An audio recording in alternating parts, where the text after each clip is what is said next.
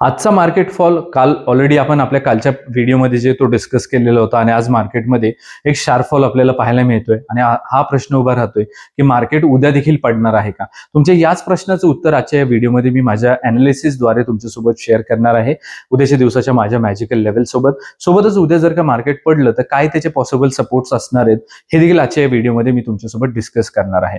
नमस्ते मित्रांनो, मी संतोष निकम, मी एक SEBI registered research analyst आहे आणि माझ्या प्रत्येक व्हिडिओच्या माध्यमातून माझा प्रयत्न असतो तुमच्यासोबत इन्स्टिट्यूशनल स्टाईल लर्निंग आणि अनालिसिस शेअर करण्याचा. त्यामुळे व्हिडिओजला शेवटपर्यंत नक्की पहा.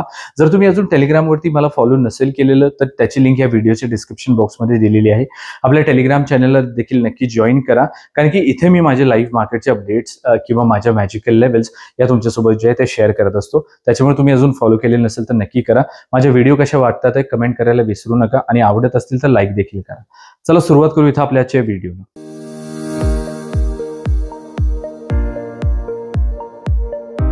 व्हिडिओला आपण इथे सुरुवात करत असतो उद्याच्या माझ्या मॅजिकल लेवल्स सोबत आणि प्रिडिक्शन सोबत. परंतु उद्याच्या मार्केटला प्रिडिक्ट करण्या अगोदर आज मार्केटमध्ये काय झालंय हे पाहून घेणं खूप जास्त गरजेचं असतं. काल मी तुमच्यासोबत माझा व्ह्यू शेअर केला की मार्केटमध्ये एक मोठा क्रॅश येऊ शकतो आणि हे डेली टाइम फ्रेमवरची कालची कॅन्डल पाहून मी सांगितलेलं होतं की बरेच लोक आता बाय साईडला गेलेले आहेत पिन पाहून आणि त्याच्यामुळे मार्केट ट्रॅप करायला खाली येण्याची जास्त शक्यता आहे. काही लोक म्हणतील की आज मार्केटमध्ये न्यूज आले त्याच्यामुळे मार्केट पडलेलं आहे, परंतु तुम्ही लेवल पाहिल्यानंतर तुम्हाला कळेल की जरी न्यूजमुळे मार्केट पडलेलं असलं तरी देखील लेवल आधीच आपण तुमच्यासोबत शेअर केलेल्या होत्या आणि जे काही आपला व्ह्यू असतो तो चार्टवरती आपल्याला पहिल्यांदाच दिसायला सुरुवात होतो. त्याच्यामुळे चार्ट रीडिंग जर चांगलं असेल तर न्यूज पाहायची गरज नाही. हा देखील तुमचा व्ह्यू जो आहे तो आज क्लिअर होऊन जाईल. तर इन्स्टिट्यूशनल फुटप्रिंटची ही लेवल होती आणि इथून एक शार्प फॉल जो आहे तो आज आपल्याला पाहायला मिळालेला आहे. इन्स्टिट्यूशनल लेवल्सनी फुटप्रिंट्सनी चांगल्या पद्धतीने आज रेजिस्टन्स क्रिएट केलेला आपल्याला पाहायला मिळतोय. निफ्टीच्या मॅजिकल लेवल्स बद्दल जर बोलायचं झालं तर ह्या लेवल तुमच्यासोबत शेअर केलेले होते मी. नो ट्रेड झोन म्हणून इथून निफ्टी वरती गेली, थोडीशी याच्यामध्ये राहिली आणि त्याच्यानंतर खाली आली. प्रत्येक व्हिडिओमध्ये 5 मिनिटाच्या कॅन्डल क्लोजिंग बद्दल आपण बोलत असतो. इथून खूप छोटासा स्टॉप लॉस आपल्याला पाहायला मिळालेला आहे आणि शार्प फॉल पाहायला मिळालेला आहे. लेवल 4 किंवा टार्गेट 4 पर्यंत आपल्या आणि एक शार्प फॉल आपल्याला इथं कॅप्चर जो आहे तो करता आलेला आहे आणि हा व्ह्यू ऑलरेडी आपण कालच्या व्हिडिओमध्ये डिस्कस केला. आता बँक निफ्टी बद्दल बोलायचं झालं तर बँक निफ्टी सुद्धा नो ट्रेड झोन मध्ये जी आहे ती साईडवेज राहिली आणि त्याच्यानंतर याच्यामध्ये सुद्धा एक शार्प फॉल आलेला आपल्याला पाहायला मिळतोय. याचाच अर्थ लेवलच्या बेसिसवरती खूप चांगले मूव्ज आज देखील आपल्याला कॅप्चर करता आलेले आहेत. याच्यानंतर थोडंसं डिस्कशन करूयात की उद्या मार्केटचं प्रेडिक्शन जे आहे ते कशा पद्धतीचं राहणार आहे, त्याला सपोर्ट करण्यासाठी काय टेक्निकल सेटअप्स आपल्याला पाहायला मिळतात.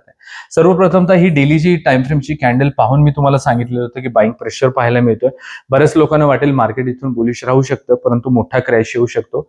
आणि पहा आज इथं एकाच कॅन्डलने 1 2 3 4 5 6 कॅन्डल्सला एनगल्फ केलेलं आपल्याला दोन्ही इंडेक्सवरती जे ते सध्या पाहायला मिळत आहे. आता प्रश्न हा राहतोय की उद्या मार्केट परत पडणार का. तर अजून इथे एक गॅप जो आहे तो आपल्याला मार्केटमध्ये पाहायला मिळतोय आणि त्याच्यामुळे मला असं वाटतंय की उद्या दोन्ही इंडेक्स हा गॅप फिल करण्याचा पूर्ण चान्स आहे. परंतु मार्केट ज्यावेळेला आपण करत असतो त्यावेळेला प्रिडिक्शनच्या बेसिसवरती एक्झिक्युशन करत नाही, थंबनेल पाहून एक्झिक्युशन करत नाही, लेवलच्या बेसिसवरती एक्झिक्युशन करत असतो. त्यामुळे व्हिडिओमध्ये पुढे जाऊन ह्या लेवल डिस्कस करूयात, परंतु ह्या राऊंड अप लेवल नाहीये त्यामुळे तुमच्या लक्षात राहणार नाहीयेत. त्यामुळे ह्या लेवल तुमच्या चार्टवरती असणं गरजेचं आहे. याच लेवल सपोर्ट रेजिस्टन्स म्हणून काम करत असतात.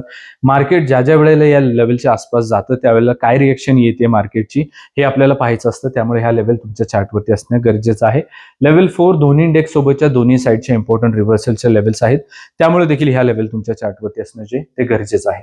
कुठल्याही सपोर्ट रेजिस्टन्सला ब्रेकआउट बद्दल आपण बोलूयात त्यावेळेला 5 मिनिटाची कॅन्डल क्लोज व्हायला हवी. पुढची कॅन्डल त्याचा हाय ब्रेक करेल त्यावेळेला याला ब्रेकआउट आला असं आपण कन्सिडर करू. थोडक्यात काय तर 5 मिनिटाच्या कॅन्डलचं क्लोजिंगचं खूप इम्पॉर्टन्स आहे. प्रत्येक व्हिडिओमध्ये सर्वात महत्वाची गोष्ट जी तुमच्यासोबत मी शेअर करत असतो तो असतो नो ट्रेड झोन. आज देखील तुम्ही पाहिलं असेल नो ट्रेड झोनमध्ये निफ्टी बँक निफ्टी दोन्ही साईडवेज होते दुपारपर्यंत. तर याच्यामध्ये जाऊन आपल्याला ट्रेड करायचं नाहीये, कारण की हा ऑप्शन सेलरचा एरिया असतो. याच्यामध्ये जाऊन एक तर मार्केट साईडवेज होऊन जाईल किंवा खूप जास्त व्होलटाईल होईल आणि दोन्ही केसेसमध्ये स्टॉप लॉस जाण्याचा जास्त चान्स आहे. त्याच्यामुळे याच्यामध्ये एक बिंग ऑप्शन बायर म्हणून आपल्याला ट्रेड करायचं नाहीये. 23,880 ते 23,940 हा नो ट्रेड झोन असणार आहे ज्याच्यामध्ये आपल्याला ट्रेड करायचं नाहीये.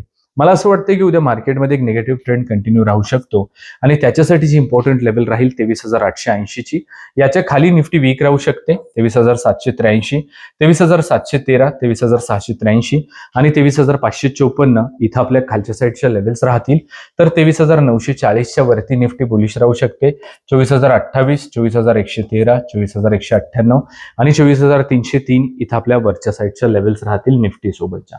आता बँक निफ्टीवरती तुम्ही ट्रेड करत नाही, प्रीमियम जास्त असतात म्हणून, तरी देखील बँक निफ्टी मधले लिस्टेड स्टॉक्स निफ्टीमध्ये सुद्धा लिस्टेड आहेत. त्यामुळे बँक निफ्टी एक अर्ली इंडिकेशन देत असते निफ्टीवरती येणाऱ्या पुढच्या मूव्ह बद्दल. त्यामुळे ह्या लेवल तुमच्या चार्टवरती असणं गरजेचं आहे. सोबत तुम्हाला तुमचं अनालिसिस देखील करायला शिकलं पाहिजे जर एक इंडिपेंडेंट ट्रेडर बनायचं असेल तर.